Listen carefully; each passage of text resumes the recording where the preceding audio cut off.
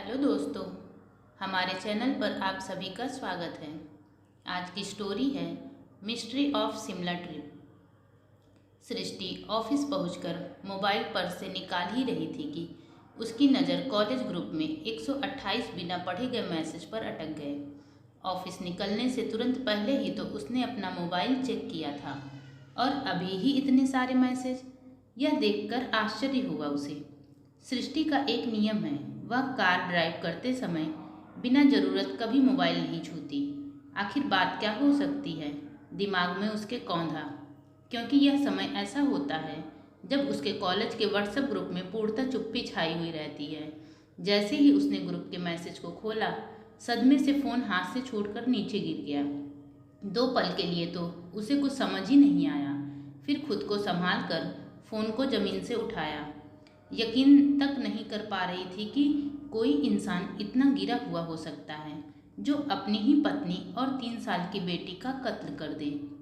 Group पर उसके नाम की चर्चा थी क्योंकि शीतल से उसकी दोस्ती बेहद गहरी थी। सभी शीतल के बारे में उससे जानना चाह रहे थे, पर वह तो खुद इन बातों से अनजान थी। उसे बस इतना पता था कि 10 दिन पहले शीतल अपने पति के घर लौटी थी और ठीक उसके दूसरे दिन पति और बेटी के साथ छुट्टियां मनाने शिमला जा रही थी। उस दिन के बाद ना ही उसके पास शीतल का कोई फ़ोन आया और ना ही कोई मैसेज। शीतल सृष्टि के साथ कॉलेज में थी, बड़े बड़े सपने देखने वाली। धरातल पर रहना जैसे शीतल को आता ही नहीं था। पढ़ाई से ज़्यादा उसे फैशन में मन लगते। कॉलेज भी आती तो लगता पढ़ाई करने नहीं, जैसे पार्टी में आई हो। फिर भी उसमें एक भोलापन भी था जो सृष्टि को उससे जोड़ रखा था। एक दिन उसे शॉपिंग करनी थी। वह जबरदस्ती सृष्टि को पकड़कर मार्केट ले गई। जैसे ही उसकी नज़र ज्वेलरी की दुकान पर पड़ी, मुस्कुराते हुए और थोड़ी झेपते हुए बोली, अगर ये मुझे नहीं मिला तो मैं मर जाऊंगी। उसकी बेवकूफ़ी भरी बात सुनकर ही सृष्टि जोरों से हंस पड़ी थी। एक दिन शीतल ने सृष्टि को बताया कि उसकी शादी फिक्स हो गई है। लड़का लंदन में नौकरी करता है। यह सुन सृष्टि बेहद खुश हुई। शीतल जैसा चाहती थी, शादी बिल्कुल वैसी ही जगह हो रही है। जब सृष्टि ने उसके होने वाले पति की तस्वीर देखी तो उसके जोड़ी थोड़ी बेमेल लगी। जहाँ शीतल की उम्र 21 साल की थी, वहीं वह लड़का किसी भी तरह से 35 साल से कम नहीं दिख रहा था। शीतल की खुशी देखकर सृष्टि कुछ नहीं बोली, पर सृष्टि के चेहरे पर उभरे भाव देखकर शीतल समझ चुकी थी, इसलिए झट से बोल पड़ी, यार पैसे के आगे ये सब नहीं देखते। जब लग्जरी मिलेगी तो यह सब कौन सोचे। अंकल आंटी को इससे एतराज़ नहीं? सृष्टि ने शीतल से प्रश्न किया। पापा को हुआ था, पर मम्मी को यह रिश्ता पसंद है। उसी ने मुझे समझाया और पापा को भी मनाया है। यह सुन सृष्टि हल्की सी फीकी हंस हंस कर रह गई थी। शादी हुआ और शीतल अपने ससुराल चली गई। फिर शीतल की तरफ से रोज़ शुरू हुआ फेसबुक पर फ़ोटो अपलोड करने का सिलसिला। पहले शादी की तस्वीर, फिर हनीमून की तस्वीर।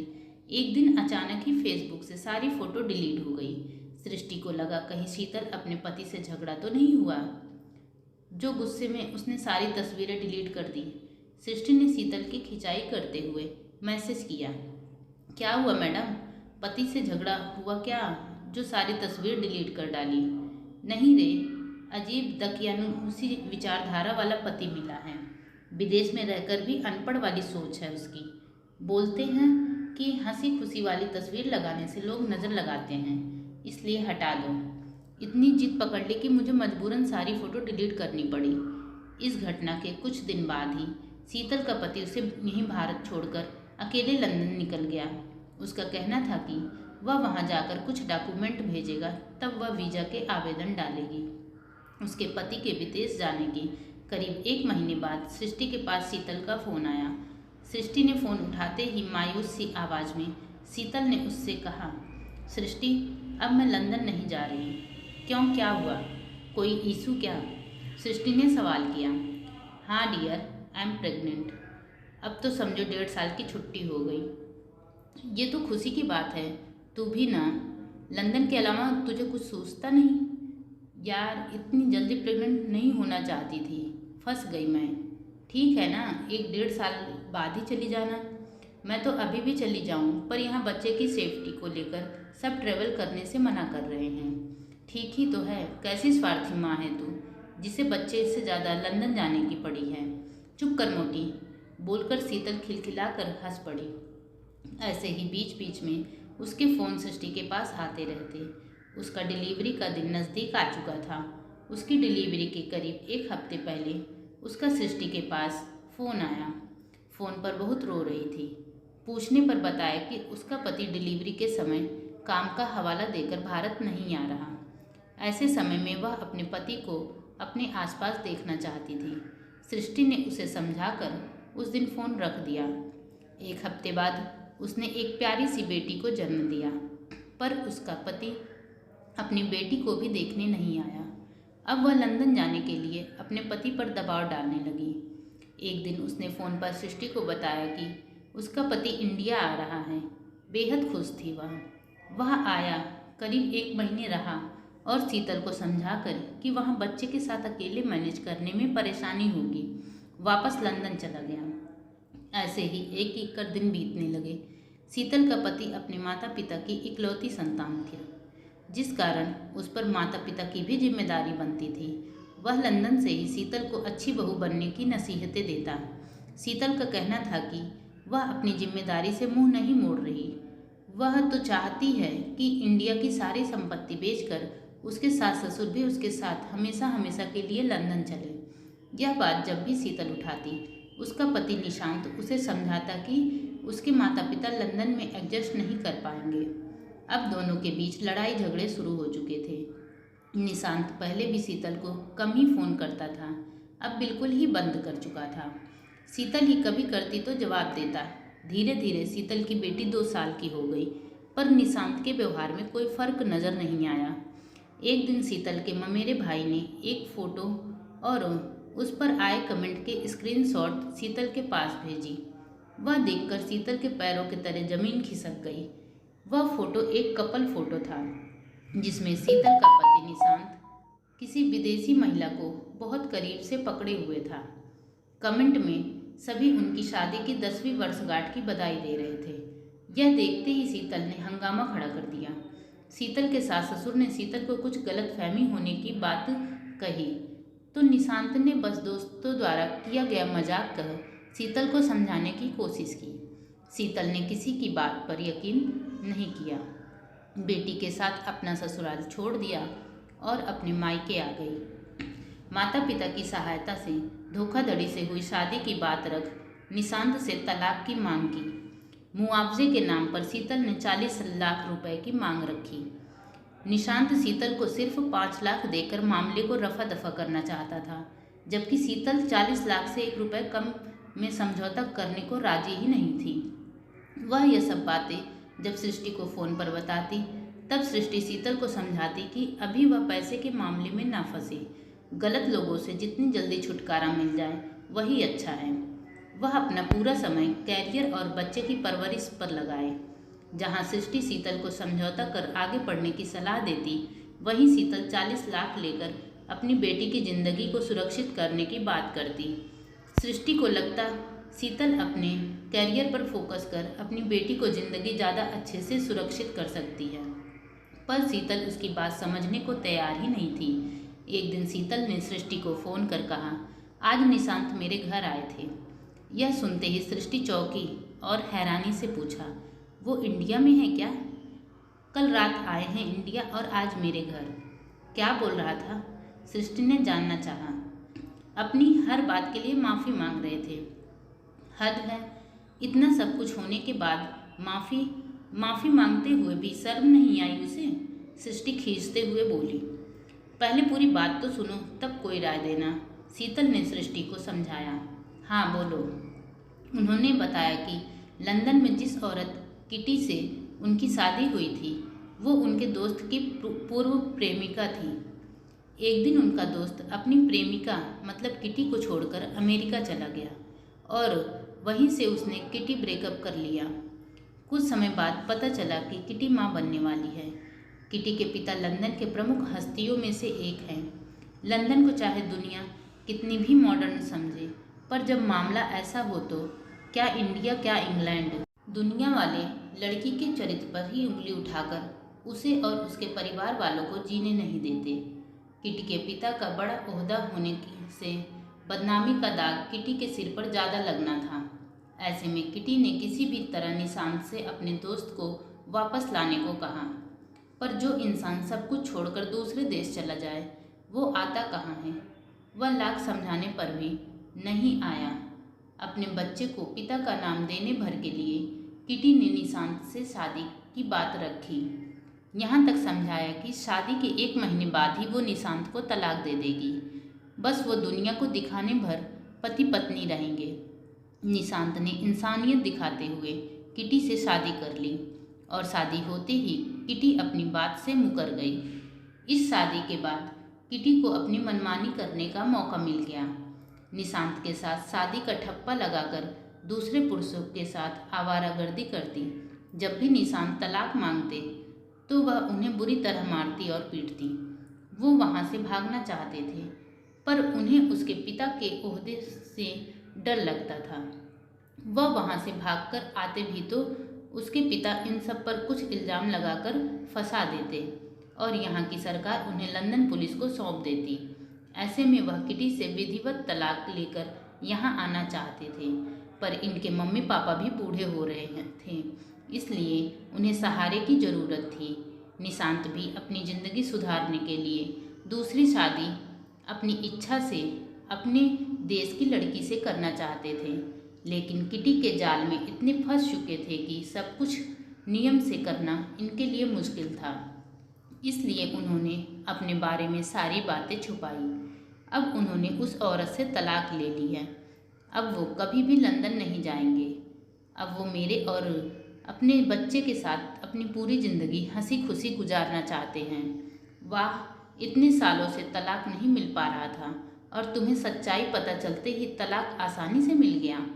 सृष्टि ने शीतल की पूरी बात सुनकर निशांत पर तंज कसा।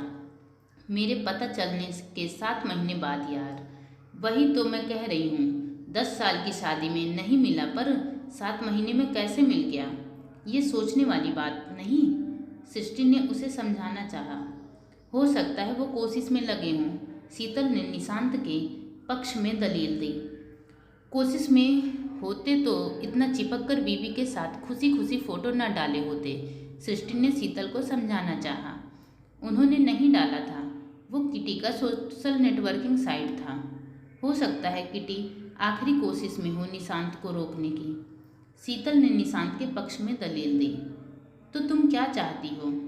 वो साथ ले जाने आए हैं यार, सोच रही हूँ साथ चली जाऊँ। तुम पूरी तरह ठीक से सोच लो, सृष्टि ने फिर समझाना चाहा। हाँ, अगर निशांत फिर मुझे वहाँ छोड़ लंदन भागे तो उसी समय वापस लौट आऊँगी और फिर चाहे कुछ भी हो जाए वापस नहीं जाऊँगी। अंकल क्या बोल रहे हैं? पापा को भी निशांत की बात पर भरोसा नहीं, पर मम्मी बोल रही हैं हम औरतों को अपने रिश्ते बचाने के साथ साथ बनाने भी पड़ते हैं। हो सकता है निशांत बेकसूर हो। सोच रही हूँ एक मौका देकर देख लूँ।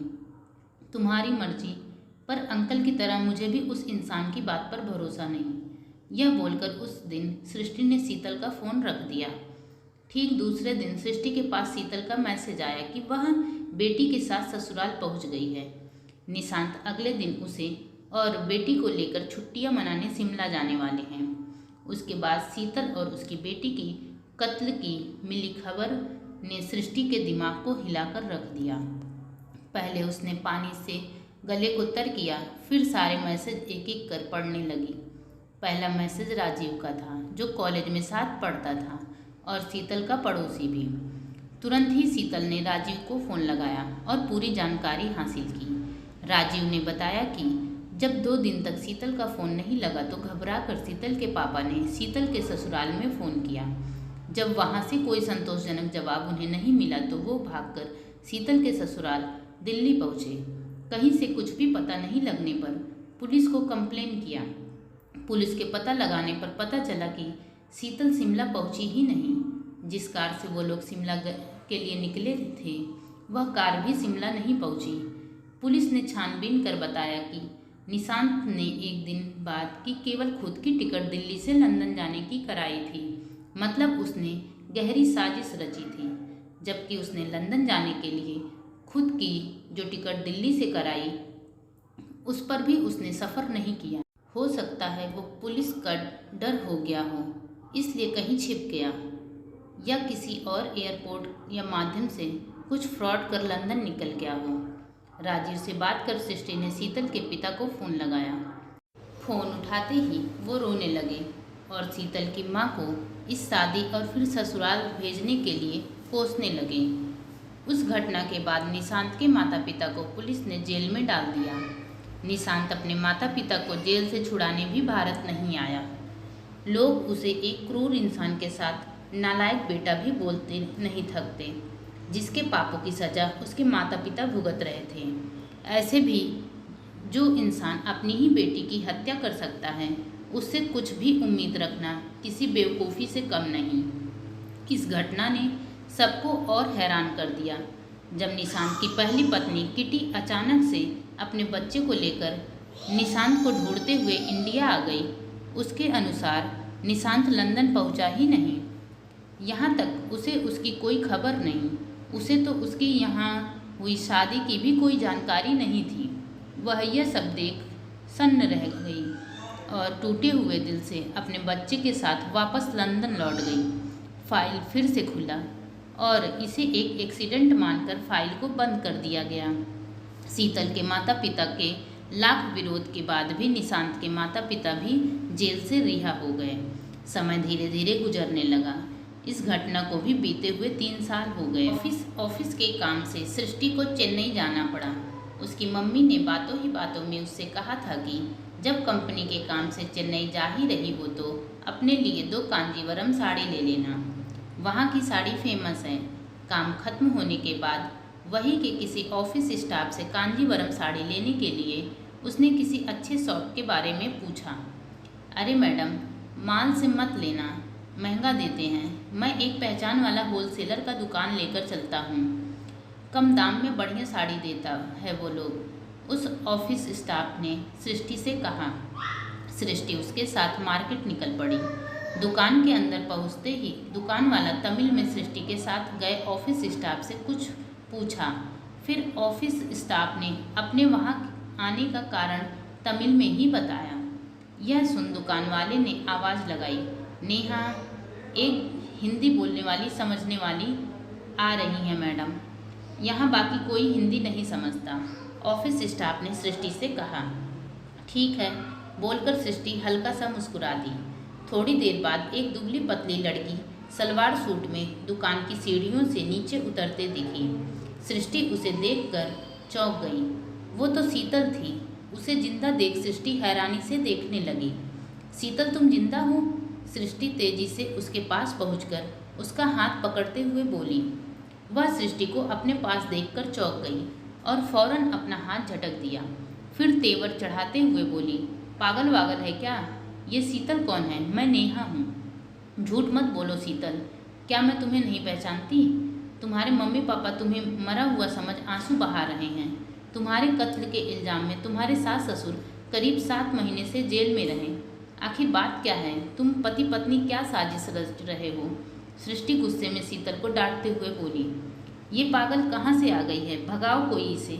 यह बोलकर शीतल ने हंगामा खड़ा कर दिया। वहाँ भीड़ जुट गई।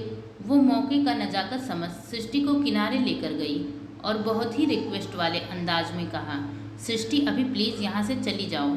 1 घंटे बाद तुम जहाँ बोलो मैं आती हूँ, फिर सब बताती हूँ। सृष्टि ने उसे होटल का एड्रेस दे दिया जिसमें वह ठहरी हुई थी और वहाँ से निकल गई।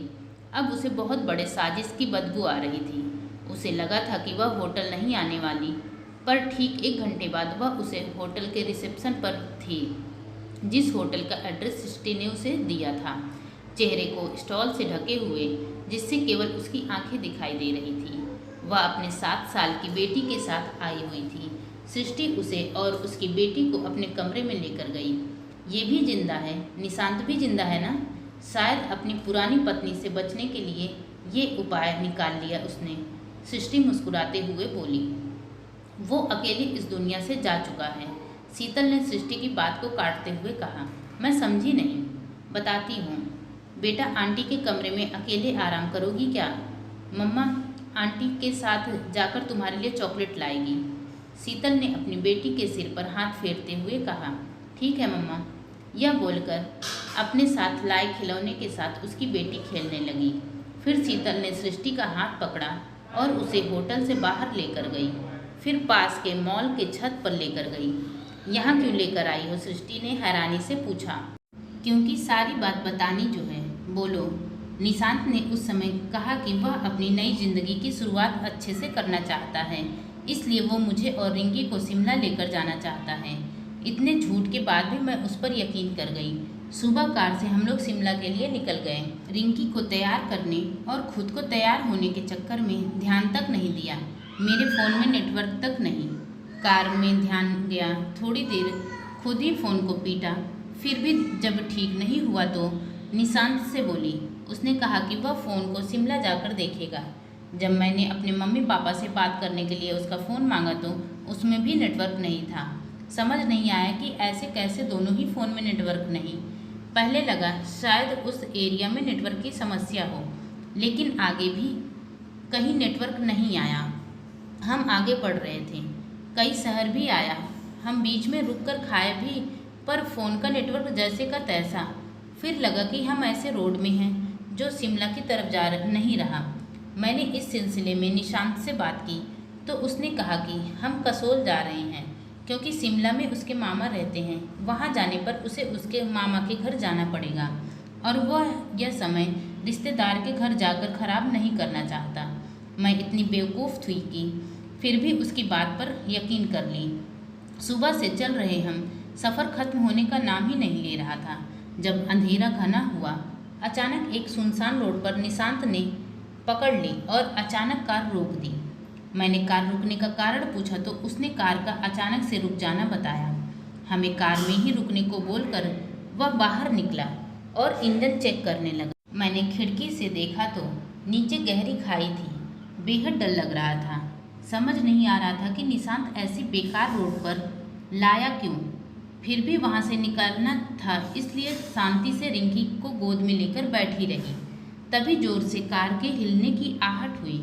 देखी तो निशांत कार के साथ हम माँ बेटी को खाई में ढकेलने की कोशिश में लगा था। मैं तेजी से कार का दरवाज़ा खोलने लगी, पर वो बंद था। समझ में आ गया कि निशांत ने गहरी साजिश रची है और पापा तुम्हारे मना करने के बाद भी उस दरिंदे पर यकीन कर बहुत बड़ी गलती कर बैठी। कहते हैं ना, जिसे बचना लिखा हो उसे कोई नहीं मार सकता। मैं अंदर खिड़की के शीशे तोड़ने के लिए कुछ सामान ढूंढने लगी। तभी ध्यान पानी से भरी तांबे की बोतल पर गया। मैं बेटी को खुद से दूर कर तेजी से शीशे पर बोतल मारने लगी। वो उसी खिड़की के पास आकर मुझे चिढ़ाता हुआ तेजी से कार को धक्का देने लगा। तभी कांच का एक टुकड़ा उसकी आंख में जा पड़ा। वो दर्द से चीखने लगा और मुझे समय मिल गया। मैं और तेजी से कार के शीशे को मारने लगी और जल्दी से शीशा फोड़कर दरवाज़ा खोला और बेटी के साथ बाहर निकल गई। उसकी आंख से बेतहाशा खून गिरे जा रहा था, पर मुझे उससे नफरत हो चुकी थी। शीशे से कई जगह चोटें तो मुझे भी आई थी, पर मेरा पूरा ध्यान वहाँ से भाग निकलने पर था। मैं बच्चे को लेकर भाग ही रही थी कि वह जख्मी हालत में भी मेरे पीछे दौड़ा। मैंने खुद के और बेटी के बचाव में एक पत्थर उठाकर निशांत के सिर पर दे मारा। तभी वह जिंदा था। रिंकी डर के मारे जोर जोर से चीख रही थी और वह उसी हालत में मुझसे रिंकी को छीनने लगा था। आंखों से बेतहाशा खून गिरने से शायद उसे ठीक से कुछ दिख नहीं रहा था, इसलिए इसी छीना झपटी में उसने अपना कदम खाई की तरफ बढ़ा दिया और वह थोड़ी देर बाद बहुत नीचे जा चुका था।